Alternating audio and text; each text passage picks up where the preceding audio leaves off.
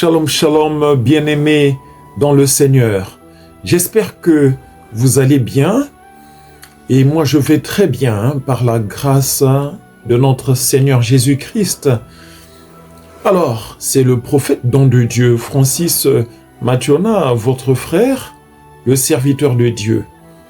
Et je viens vers vous au travers de cette vidéo pour vous encourager, pour vous exhorter relativement à ce thème que le Seigneur a déposé dans mon cœur. Je vous parle aujourd'hui de la clé par excellence pour une vie d'exploit.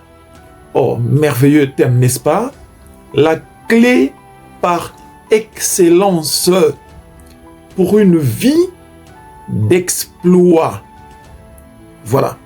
Alors nous savons tous que le rôle d'une clé est d'ouvrir, voilà, et de donner accès, voilà. Mais quand on dit par excellence, ça veut dire qu'il y a bien d'autres clés, mais celle-là est au-dessus de toutes les autres. C'est l'idée en fait. Et c'est donc une clé qui va nous donner accès à la réalisation de grandes choses. Voilà. Oui, les exploits, ce sont les témoignages des grandes réalisations, des grands résultats. Bref, voilà. Alors tout de suite, la question se pose, mais de quoi il est question? Le prophète va nous parler de quoi encore aujourd'hui? Eh bien, je vais vous parler de l'art de la prière. L'art de la prière. Voilà. Donc la clé en question, par excellence, c'est l'art de la prière. Parce que la prière est un art qui s'apprend. Et je vais m'attarder sur la vie de prière des grandes figures bibliques. Bien évidemment, je ne vais pas parler de tous les personnages bibliques, hein. Il y en a beaucoup, à commencer par notre Seigneur Jésus-Christ. Il y a eu les Élie, Élisée, Moïse, Josué et bien d'autres grandes figures. Mais je vais me concentrer sur quelques personnages bibliques et nous démontrer sur la base des Saintes Écritures que le succès de ces grandes personnes, alors, était dû par cette clé-là. Les exploits qu'ils ont eus, des grandes choses qu'ils ont réalisées, avaient pour fondement ce principe-là, cette clé que j'aborde dans cette vidéo. Et sans tarder, je vais je vais parler de Jésus-Christ de Nazareth, notre Seigneur. Est-ce que Jésus, le plus grand homme de tous les temps, est-ce qu'il a eu des succès? Voilà, il a fait des exploits simplement parce qu'il était le Fils de Dieu. Parce qu'il y a beaucoup qui essaient de dire que Jésus, c'était normal qu'il réussisse, c'était quand même Dieu lui-même qui est venu en chair et en os, etc., etc. C'est vrai. Mais les résultats que Jésus a obtenus, il les a obtenus parce qu'il était, humainement parlant, rempli du Saint-Esprit et il avait une vie de prière et de consécration à l'extrême. À une occasion, le Seigneur a fait cette déclaration magistrale, en disant que, en vérité, je vous le dis, celui qui croit en moi, donc celui qui croit en Jésus, fera aussi les œuvres que je fais. Et il en fera de plus grandes, car je m'en vais au Père. Ce qui revient à dire que quiconque, vous et moi, croit en Jésus-Christ, peut opérer dans la même dimension que Jésus, peut faire comme Jésus a fait. C'est une question de foi, c'est une question de vie de consécration, c'est une question d'onction. Donc il n'y a plus d'excuses que non, Jésus a ressuscité les morts, parce qu'il était Dieu lui-même, venu en chair et en os. Non, Jésus lui-même a dit que vous et moi pouvons réaliser les mêmes miracles, pouvons faire autant en son nom. Donc il peut faire au travers de nous. Voilà pourquoi nous allons voir un peu, analyser la vie de Jésus. Quel était son style de prière? Voilà quoi. Sans plus tarder, nous ouvrons nos Bibles dans l'Évangile selon saint Luc au chapitre 11, verset 1. Donc Luc 11, verset 1. Je lis au nom de Jésus. Jésus priait un jour en un certain lieu. Ah, donc même Jésus priait. Et oui, il avait une vie de prière conséquente. Voilà.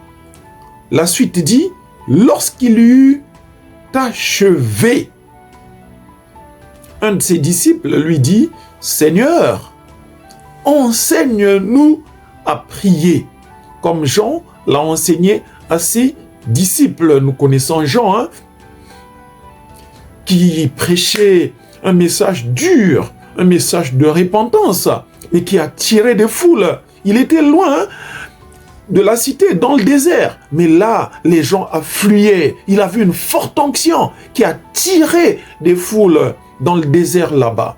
Et ici, nous découvrons l'un de ses secrets. Il priait beaucoup. Et il enseignait à ses disciples la prière. Comment prier?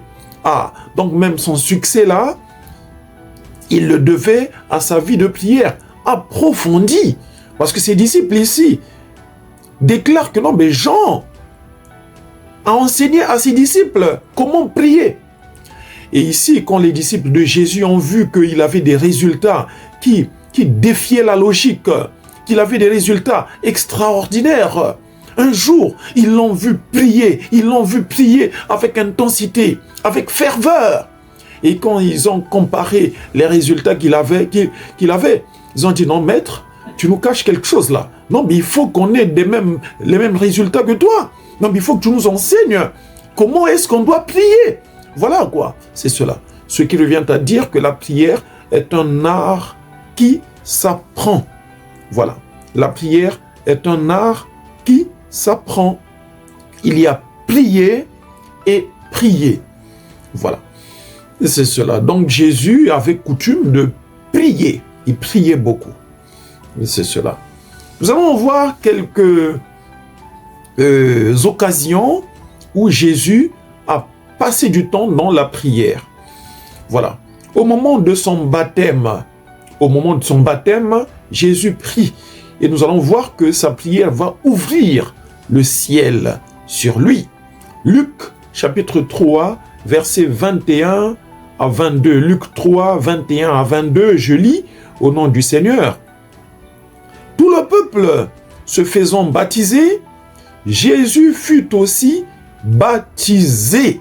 En passant, si vous n'avez pas encore été baptisé par immersion, alors pensez à cela. Priez que Dieu vous conduise vers un serviteur de Dieu, une servante de Dieu, qui va vous aider à passer par les eaux du baptême. Si vous voulez suivre Jésus, si vous voulez marcher sur ses traces, vous devez non seulement lui donner votre vie pour être sauvé, mais à un moment donné, il faut penser à vous faire baptiser, comme ce fut le cas pour lui-même. Et Jésus n'a pas juste reçu quelques gouttes d'eau sur la tête, hein, mais non. La Bible dit qu'il s'est fait baptiser dans le Jourdain, par immersion. Donc on a dû le plonger dans l'eau, sous l'eau. Ça veut dire que tout disciple de Jésus devra inévitablement, à un moment donné, faire comme lui dans le cadre du baptême, c'est-à-dire être plongé sous l'eau, être baptisé en son nom. C'est cela. J'ai fait cette expérience-là. Beaucoup l'ont fait. Si ce n'est pas encore le cas pour vous, bien-aimés, pensez-y. Le baptême ne sauve pas. Mais par l'acte du baptême, nous nous identifions au Seigneur Jésus. Et le baptême apporte quelque chose de plus dans nos vies. J'ai baptisé des gens qui ont été guéris quelques temps après le baptême, qui ont été délivrés, dont les portes ont été ouvertes. Ils ont réalisé que, tiens, depuis que je me suis baptisé, j'ai reçu quelque chose et j'en vois les résultats. Pensez-y si ce n'est pas encore le cas. Et quand vous serez prêt à vous faire baptiser, préparez-vous spirituellement.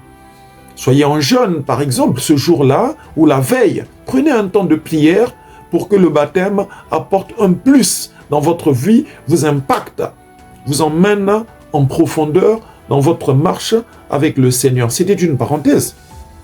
Tout le peuple se faisant baptiser, Jésus fut aussi baptisé. Et pendant qu'il priait, il ne s'est pas dit, bon, Jean-Baptiste n'a qu'à se débrouiller là, il me baptise et puis c'est tout. Non, pendant qu'on le baptise, lui, il est en prière. Pendant que vous travaillez, soyez en prière. Pendant que vous vous lavez, vous faites des travaux, etc., vous conduisez, vous pouvez être dans la prière pour que tout se passe bien. Il était en train d'être baptisé, mais entre-temps, il priait pour que ce baptême ait un impact sur lui. Voilà à quoi c'est cela. Et pendant qu'il priait, le ciel s'ouvrit. Donc la prière de Jésus ouvrait le ciel. Donc la prière de Jésus libérait les anges. Donc la prière de Jésus déployait les bénédictions, l'onction, la puissance. Waouh! C'est merveilleux, n'est-ce pas? Et quand le ciel s'ouvre suite à une prière, c'est que quelque chose quittera ce ciel vers la terre. Oh bien-aimés, levez-vous dans la prière. Votre vie de prière va ouvrir le ciel, va ouvrir les écluses des cieux. Et quand les écluses des cieux s'ouvrent, alors la conséquence c'est que la pluie va tomber, la délivrance va tomber, la guérison va tomber. Voilà, la bénédiction de l'Éternel va tomber, la solution va tomber.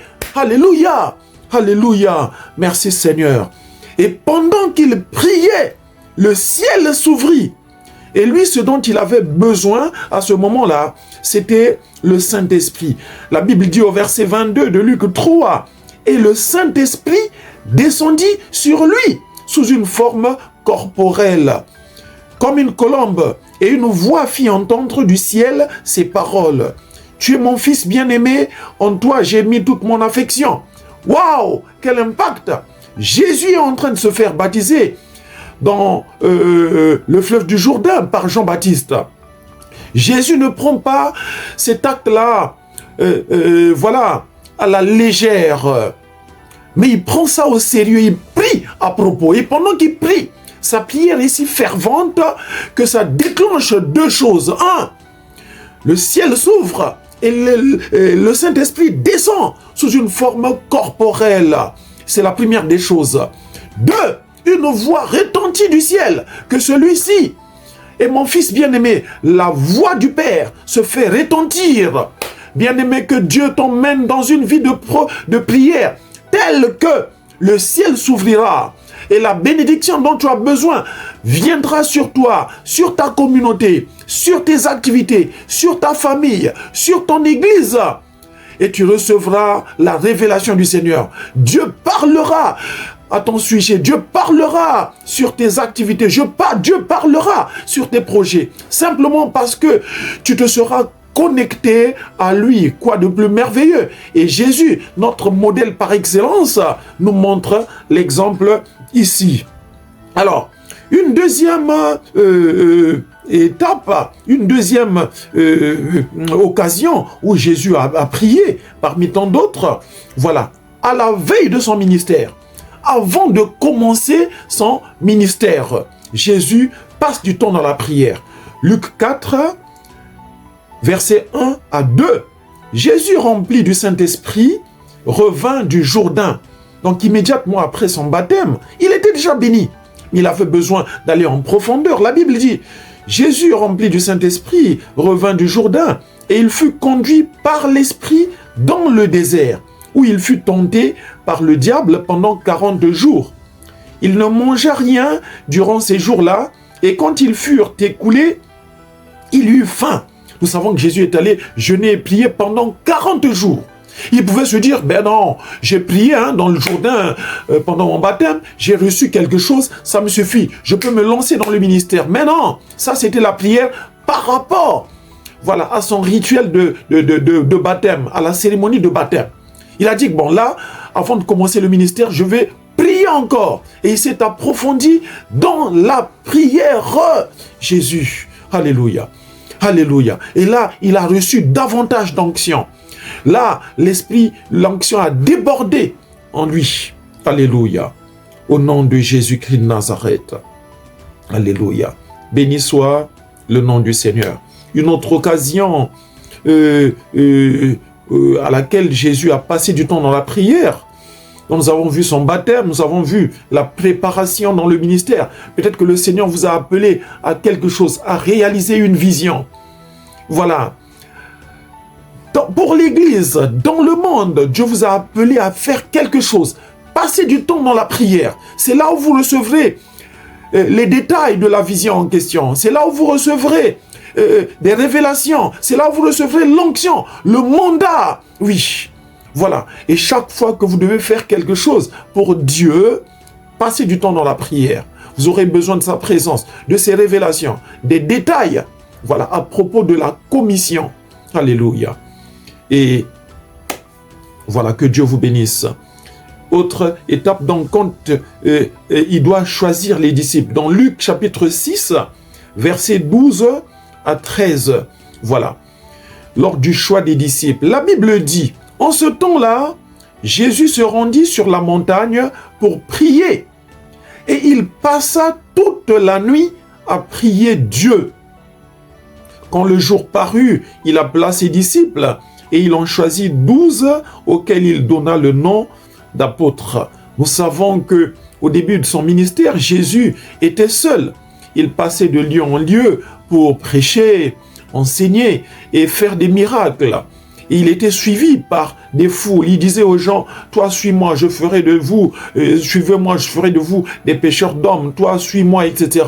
Mais jusque-là, il n'avait pas constitué une équipe en tant que telle. Au bout de quelques semaines, voire de quelques mois, il s'est organisé. Et là, il a décidé de choisir dans cette foule-là des personnes spécifiques qui devaient constituer son équipe missionnaire.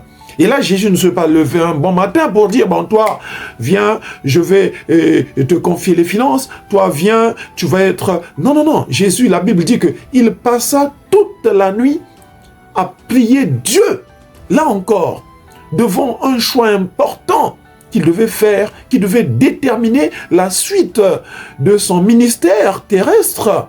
Eh bien, Jésus a dû passer toute la nuit dans la prière, bien-aimé. Quand vous êtes devant une décision importante à prendre, passez du temps dans la prière. Quand vous êtes face à un choix à faire, un choix important, oui, pour votre carrière, pour votre âme sœur, pour le lieu où vous devez résider, voilà, un choix important de votre vie.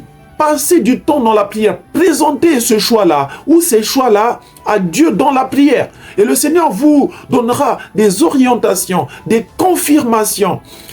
Beaucoup de personnes ont échoué dans la vie, ont perdu du temps, des ressources, voilà, des finances, etc. Et en fin de compte, le projet n'a pas marché parce qu'ils n'avaient pas présenté cela dans la prière à Dieu. À la base, voilà. Et Jésus nous montre l'exemple. Il devait faire un choix de disciples. Il devait prendre une décision importante. Voilà. Et là, il a passé toute la nuit dans la prière.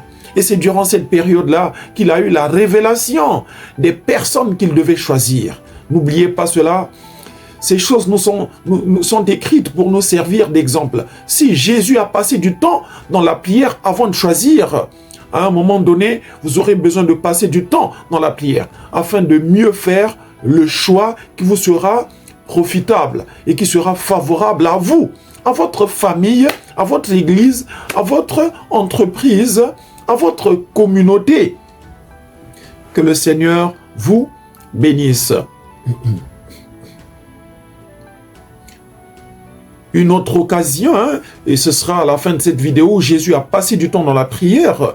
Il voulait avoir une révélation quelconque, une certaine révélation sur la suite de sa mission. Je lis pour vous dans Luc chapitre 9, versets 28 à 31. Je lis. Environ 8 jours après, après qu'il eut dit ces paroles, Jésus prit avec lui Pierre, Jacques et Jean, et il monta sur la montagne pour prier. Là, il commençait à entraîner ses disciples, à les emmener avec lui. Voilà, pour leur apprendre de façon pratique comment ça se passe dans le ministère, comment est-ce qu'on prie, etc. Verset 29, pendant qu'il priait, l'aspect de son visage changea et son vêtement devint d'une éclatante blancheur. Et voici, 2 hommes s'entretenaient avec lui. C'était Moïse et Élie qui, apparaissant dans la gloire, parlaient de son départ qu'il allait accomplir à Jérusalem. Voyez-vous là, Jésus voulait avoir une révélation, une clarification des choses sur la suite de son ministère.